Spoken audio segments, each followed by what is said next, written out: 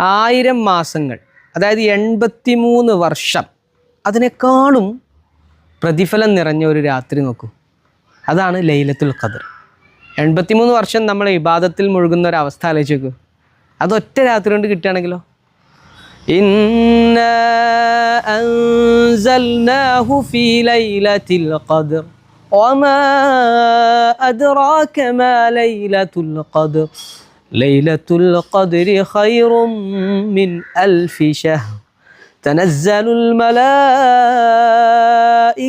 والروح فيها بإذن ربهم من كل أمر سلام هي حتى مطلع الفجر. ഇപ്പം എന്തൊക്കെയാണ് ഇതിൻ്റെ പ്രത്യേകത? 1000 മാസം, അതായത് 83 വർഷത്തെക്കാളും ശ്രേഷ്ഠതയുള്ളതാണ്. ഖുർആൻ ഇറങ്ങിയ രാത്രിയാണ്. ജിബ്രീൽ ഉൾപ്പെടെയുള്ള മലക്കുകൾ ഇറങ്ങി വരുന്ന രാത്രിയാണ്. പാപങ്ങൾ പൊറുക്കപ്പെടുന്ന രാത്രിയാണ്. അടുത്തൊരു വർഷത്തേക്കുള്ള നമ്മുടെ വിധി എഴുതപ്പെടുന്ന രാത്രിയാണ്. എന്തെല്ലാം പ്രത്യേകതകൾ നിറഞ്ഞൊരു രാത്രി.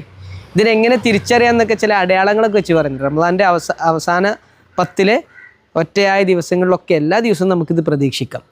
രാത്രി വളരെ ശാന്തത നിറഞ്ഞൊരു രാത്രിയായിരിക്കും. പിറ്റേന്നത്തെ സൂര്യൻ്റെ പ്രകാശകിരണം അത്ര സ്ട്രോങ് ആവില്ല എന്നൊക്കെ നമുക്ക് കാണാൻ പറ്റും. എന്തൊക്കെ നമുക്ക് ചെയ്യാനുണ്ട്? രാത്രി നമസ്കരിക്കാം, ഇസ്തിഗ്ഫാർ അധികരിപ്പിക്കുക. അല്ലാഹുമ്മ ഇന്നക അഫുവുൻ തുഹിബ്ബുൽ അഫ്വ ഫഅഫു അന്ന.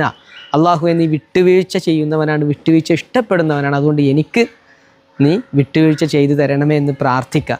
ഖുർആൻ അർത്ഥമറിഞ്ഞ് ആശയമറിഞ്ഞ് ഇങ്ങനെ പാരായണം ചെയ്ത് നോക്കാം. ചാരിറ്റി ചെയ്യാം. ഇതൊക്കെ നമുക്ക് ചെയ്യാം. ഏറ്റവും പ്രതിഫലം നിറഞ്ഞ ഒരു ദിവസമാണ്, രാത്രിയാണ്. പരമാവധി നമ്മൾ ഉപയോഗപ്പെടുത്തുക, പ്രാർത്ഥിക്കുക.